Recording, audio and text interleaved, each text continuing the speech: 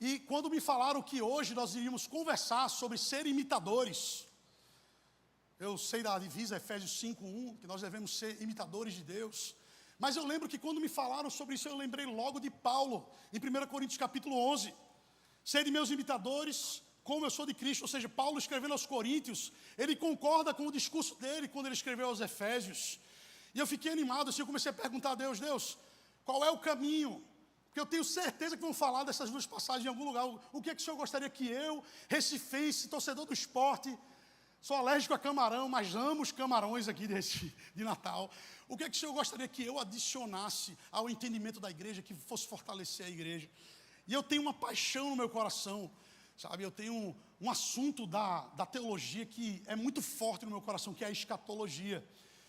A certeza, a convicção da volta de Jesus é algo que me deixa muito apaixonado, é algo que resolve boa parte das dúvidas, das incertezas, das inseguranças que eu tenho na minha caminhada, são resolvidas através da convicção de fé, de certeza que eu tenho da volta de Jesus. Vocês estão me entendendo aí? E aí, Deus falou assim, então fale disso, fale desse assunto de imitação, da imagem e semelhança de Deus, a partir dessa convicção, da esperança que nós temos como igreja, de um dia nos tornarmos como Ele é. De um dia, ao contemplarmos a sua face, não só imitarmos, mas passarmos por uma transformação, uma metamorfose, a glorificação dos nossos corpos, não só a imitação, mas a consolidação da imagem de Deus, através de contemplar a face de Deus na sua gloriosa vinda. E eu falo isso porque a imagem que João, o apóstolo João me dá em Apocalipse 19, versículos 7 e 8, para mim é muito gloriosa. Lá João, depois de destrinchar todo o Apocalipse, de dar todas as narrativas, de falar às igrejas no capítulo 2, 3, depois no capítulo 6, começar a falar sobre o desatar dos selos, sobre as trombetas, sobre os ais, tudo que acontece no Apocalipse ali, que é narrado pelo apóstolo João, independente da sua visão escatológica, se você é pré, pós, se você é triunfalista, se você acredita em tribulação, enfim, independente da sua posição, a cristandade, ela tem a esperança de que João nos dá em Apocalipse 19, 7 e 8, quando ele diz assim, regozijemo-nos e demos glória, porque a noiva se ataviou, a noiva está pronta, e ela está vestida de linho fino, puro e brilhante. Essa é a visão que João obtém da parte do Senhor, que é dado a João e que alegra o coração a ponto de dizer, ei, vamos festejar, vamos nos alegrar, porque agora a noiva está pronta e a ela foi dada de se vestir de linho fino, puro e brilhante. E o próprio João recebe a revelação que diz assim, este linho fino, puro e brilhante são os atos justos dessa igreja. Eu queria que você entendesse que o que João está vendo aqui não é uma narrativa, não é uma possibilidade, é o meu e o seu destino que foi profetizado. João está vendo o futuro através da inspiração do Espírito Santo, através do Espírito profético. João está olhando para o futuro. Eu não sei quando é esse futuro, não sei daqui a quantos anos. Eu sei que ele é certo, ele é líquido, certo, garantido. Porque a fé que nós temos, ela não é um jogo de azar. Fiquei sabendo que aqui era um bingo antigamente. Sabe, a fé que nós temos, como nós cantamos, não é uma loteria. Lá em Hebreus é dito que a fé, ela é uma convicção e uma certeza. Vocês estão comigo aí, igreja? Então eu queria que você entendesse que a imitação de Cristo, como propôs o apóstolo Paulo em Efésios 5, capítulo 1, ou Efésios 5, versículo 1, em 1 Coríntios 11, versículo 1 também, essa imitação, ela não é só um processo sem conclusão, onde a gente fica imitando. Não, a imitação, ela vai produzir uma realidade. Diga assim, realidade. Porque quando você imita, eu não sei se vocês gostam assim, de ver imitadores, eu me divirto com alguns imitadores. Mas esses caras imitam muito bem, mas depois eles voltam a ser eles mesmos. Vocês estão me entendendo? Eu não acredito que Paulo está dizendo para você fingir algo, imitar Cristo, ou imitar a Ele, porque Ele é imitador de Cristo, para que depois de algumas semanas, alguns dias, ou depois do Connect, você volte a ser você mesmo. Eu não acredito que a imitação proposta por Jesus, pelo apóstolo Paulo, de ser igual a Jesus, de ser a sua imagem e semelhança, tenha como propósito final que você, depois da imitação, volte a ser o personagem que você é. Eu acredito que o destino final dessa imitação nos conduz ao que João também falou na sua epístola, na sua primeira epístola, no capítulo 3.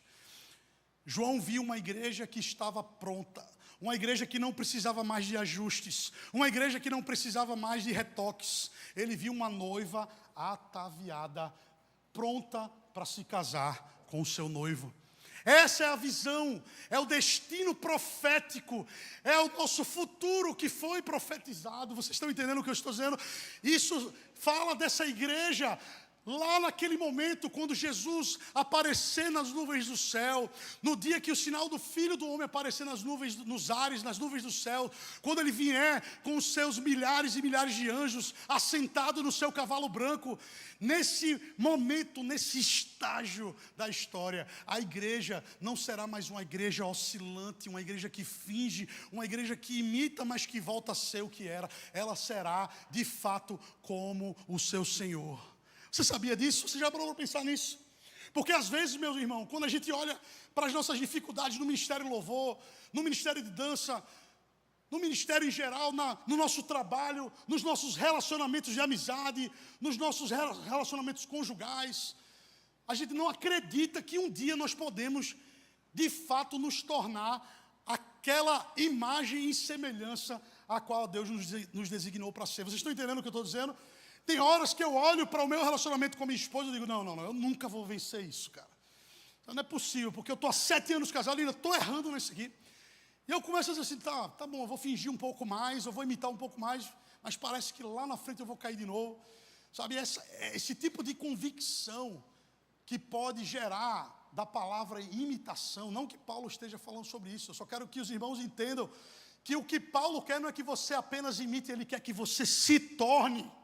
Ele quer que você seja, de fato, a real imagem e semelhança do Deus vivo. E essa não é uma loteria, uma possibilidade, um bingo que você está jogando. Essa é a realidade que Deus viu e revelou a João. Ou seja, o seu futuro é se tornar esse tipo de noiva apaixonada, esse tipo de noiva que ama o Senhor, que reage conforme a lei do Senhor, que milita conforme os princípios e os valores cristãos. Vocês estão comigo aí?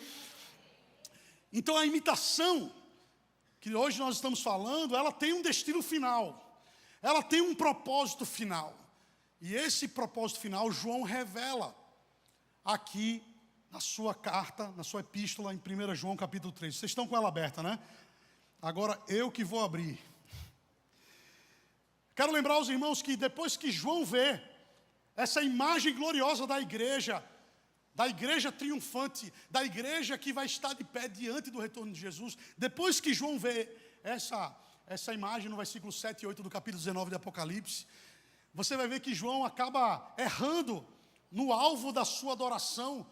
Ele fica tão empolgado com a visão da igreja, não só da igreja dos últimos dias, mas a igreja que ele pastoreava também, porque João também foi pastor de igreja. E essa igreja que nós estamos dizendo aqui é a soma de todas as igrejas na história, inclusive a igreja que ainda vai surgir no futuro. Sabe, João viu isso e ele se alegrou. E João se abestalhou diante dessa imagem. E aqui eu quero fazer um alerta aos irmãos. Diante dessa convicção, dessa certeza de que eu e você um dia amadureceremos, de que um dia as leves e momentâneas tribulações que nós passamos, de fato produzirão um peso de glória na nossa vida. Diante dessa revelação, não quero que você se abestalhe como o apóstolo João. O que aconteceu com João? Ele quis adorar o anjo que estava dando a mensagem para ele. E o anjo disse, João, não faça isso, eu sou seu conservo, eu sou seu colega de Connect. Não faça isso, adore a Deus. E ele disse, porque o testemunho de Jesus é o Espírito, é o centro da profecia. Ou seja, conhecer Jesus talvez seja a chave da transformação que eu e você tanto almejamos ao sermos imitadores de Jesus Cristo. Se você não sabe como se tornar, de fato, a imagem e a semelhança de Deus através da sua imitação. Eu quero hoje talvez trazer esse tipo de chave para a sua mente. Eu quero que talvez hoje você saia daqui assim dizendo: caramba, eu vou começar a treinar isso, sabendo que é certo que eu vou conseguir, é certo que a vitória é garantida para mim. Mas a chave é o testemunho de Jesus, conhecer Jesus de forma aprofundada. Não só o Jesus que nós cantamos em uma dessas canções aqui, o Jesus que é bom, porque essa revelação ela é gloriosa. A bondade de Deus, a bondade de Jesus, essa revelação ela é preciosíssima, mas ela não é tudo. Existe muito mais a respeito de Jesus em todas as Escrituras que nós devemos estar familiarizados, nós devemos conhecer, deve fazer parte da nossa resposta, do nosso diálogo, do nosso vocabulário diário nas nossas atividades profissionais, acadêmicas, sociais, o testemunho de Jesus. E agora sim, nós vamos ler o que diz lá em 1 João capítulo 3, sabendo que é o testemunho de Jesus um dos elementos, ou talvez o elemento mais importante, para que nós possamos de fato nos tornar como Ele é, de fato alcançar a sua imagem e semelhança. Diz assim, versículo 1: vejam que grande amor o Pai nos tem concedido, a ponto de sermos chamados filhos de Deus. Diga assim: eu sou filho de Deus. E de fato somos filhos de Deus. Por essa razão, o mundo não nos conhece, porque não o conheceu. Amados, agora somos filhos de Deus, mas ainda não se manifestou o que haveremos de ser. Sabemos que quando Ele, Jesus, se manifestar, seremos semelhantes a Ele, porque haveremos de vê-lo como Ele é. E todo o que tem essa esperança nele purifica a si mesmo, assim como ele é puro. Aqui João definitivamente está ligando o estágio final da nossa jornada. Lembra que eu contei para vocês um pouquinho da minha história, de como eu fui evoluindo na caminhada cristã, fui crescendo, avançando, me tornei missionário, depois pastor, era ministro de adoração, depois avancei em maturidade cristã, servi ao Senhor lá na sala de oração, depois casei, me tornei pastor, enfim. Toda essa jornada ainda não é a parte final da minha jornada. Ainda não é a conclusão, o desfecho da minha história. Aqui João está dizendo assim, que por sermos filhos de Deus, né, mas nós temos talvez um pouco dessa revelação, um pouco dessa amostra do que Deus é, mas ainda não se manifestou como haveremos de ser. E ele diz que apenas nos tornaremos semelhantes a Ele, porque o propósito de imitar é se tornar semelhante, é se tornar igual, é se tornar como Ele é.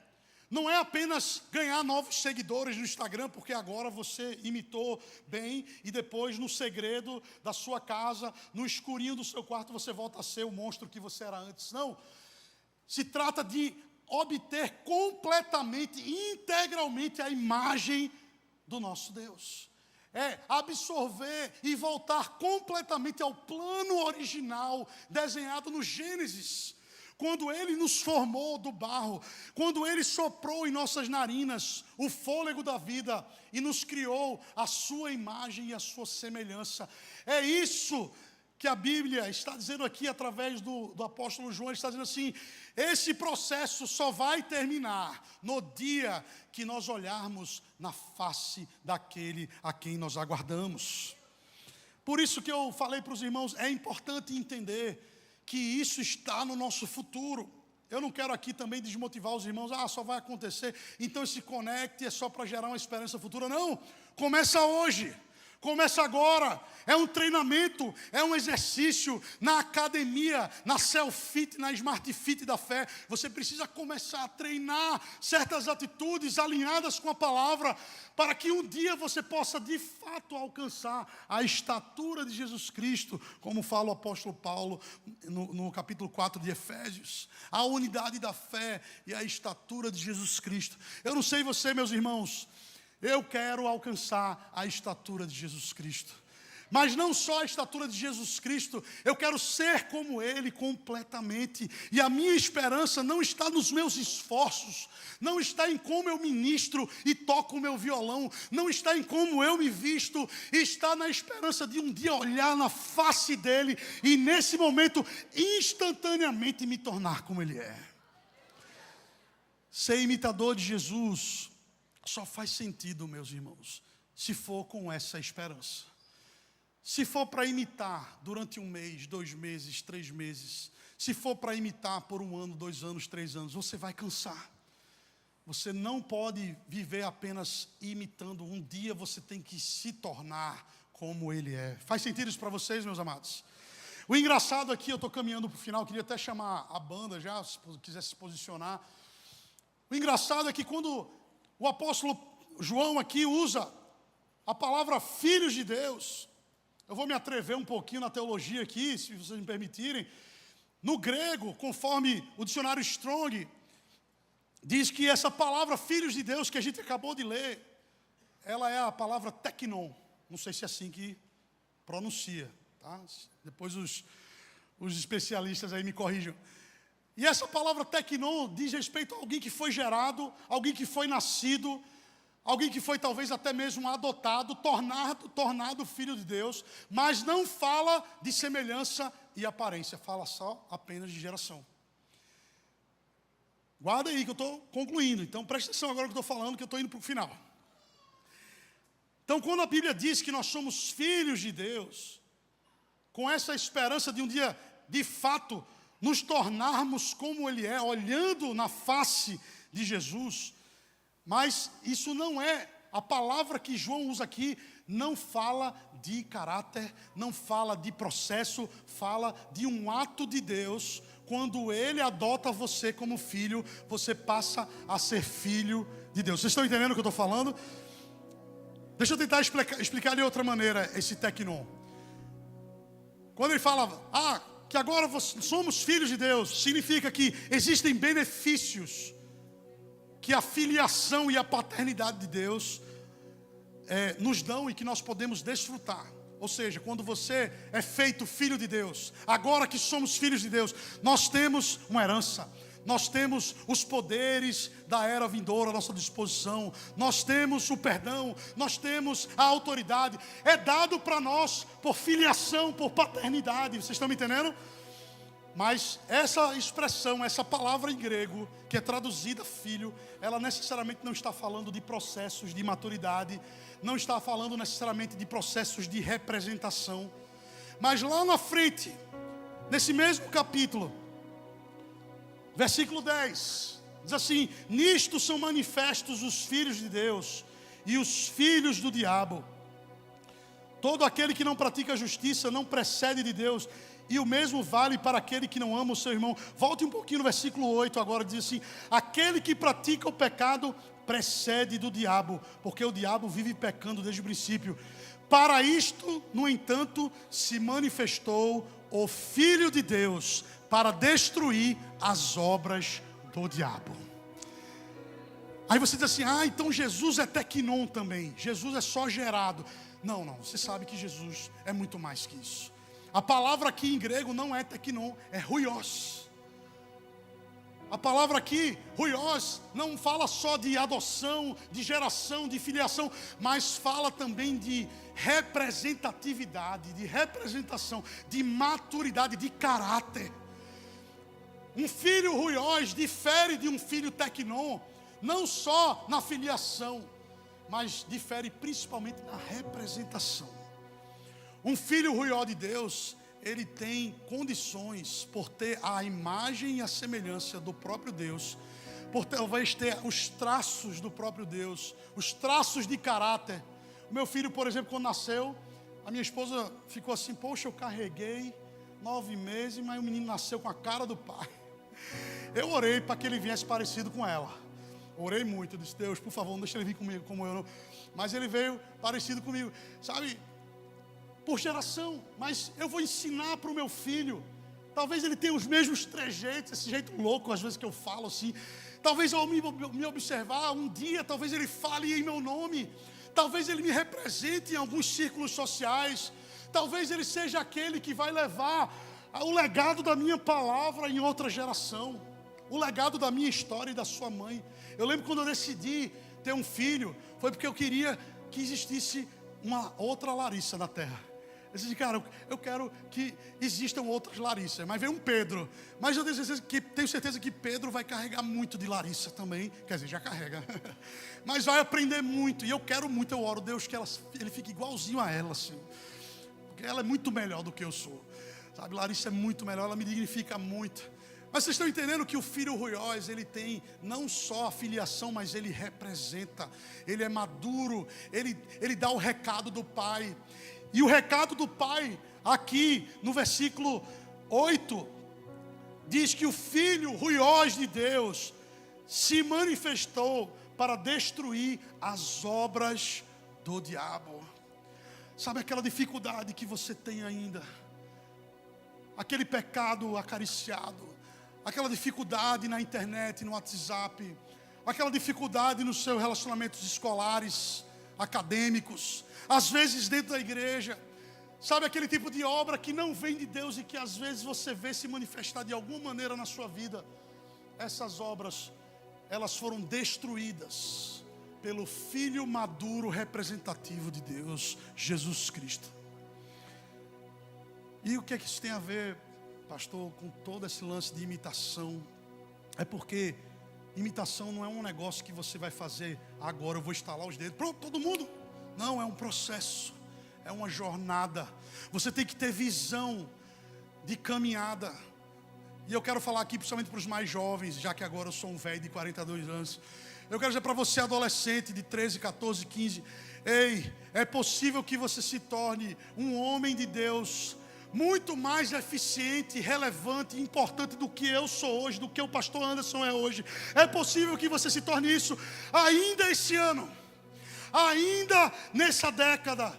Você não precisa errar como eu errei. Você não precisa passar por 30, 40 anos de erros para finalmente amadurecer.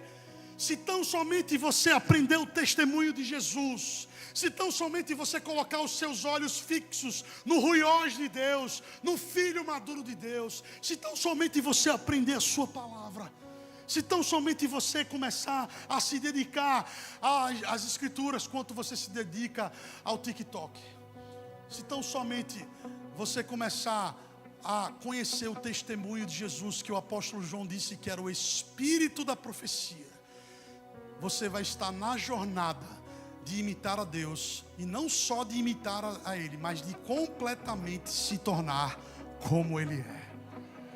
Faz sentido isso para você? Sabe, eu quero convidar o pastor Anderson, não sei se é o pastor Anderson que vai vir, mas antes dele vir aqui e ter esse tipo de ministração sobre a sua vida, eu queria orar por você, se você me permitir.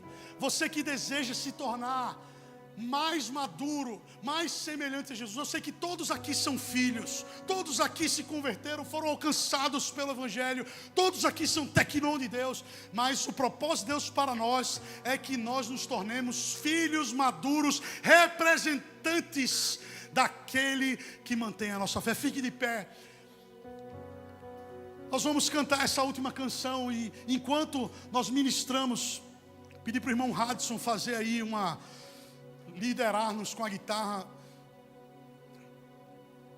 Eu quero declarar sobre a sua vida profeticamente uma capacitação. Você sabe o que Paulo diz no Novo Testamento? Ele diz assim, que os poderes da era que há de vir, os poderes da era vindoura, estão disponíveis para nós hoje. Diga assim, eu vou acessar os poderes da era vindoura. Quando eu falo os poderes da era vindoura, eu estou falando dos poderes que nós vamos desfrutar na eternidade. Os poderes que nós vamos desfrutar, o tipo de caráter que você espera ter na eternidade. Paulo diz que nós já podemos acessar esses poderes hoje, porque somos filhos de Deus. Tecnon diz respeito a você desfrutar da filiação, da paternidade.